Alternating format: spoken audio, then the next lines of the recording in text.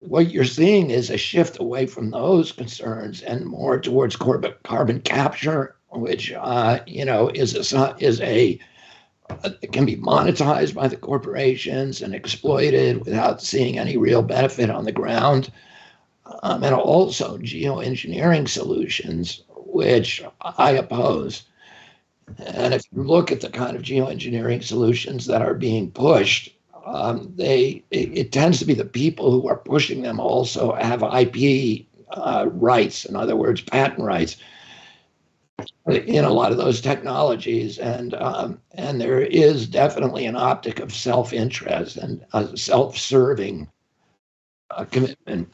We had one example here in Europe recently, which were the farmers' protests taking place in the Netherlands, because there were environmental rules that came into place about using nitrate fertilizers and so on that were very severe and were adhered to for the kind of populist, frankly, the kind of voters who might be interested in you. They were very angry about it, and they took to the streets.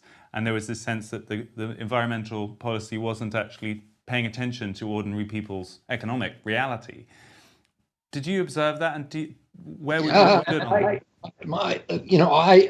I fell on the side of the farmers in that debate because I saw what happened over the years, which I've been fighting, which is that the increase, the power of corporations and this combination of corporate and government power, which colluded to get those farmers to switch over to heavily nitrate, fertilizer dependent farming and chemical dependent farming. And that was a deliberate, systematic, and GMO farming.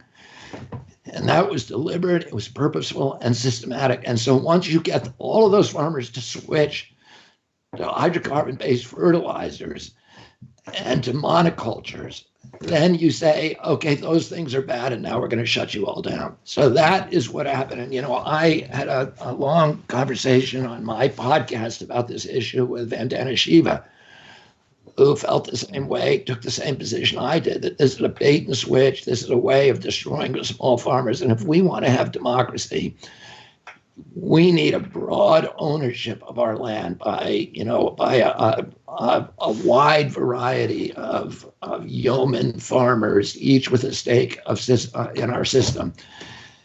That's what Thomas Jefferson said, and wiping out the small farmers and giving control of food production to corporation is not in the interest of humanity. We need to help those farmers transition off the addiction that we imposed upon them in the first place.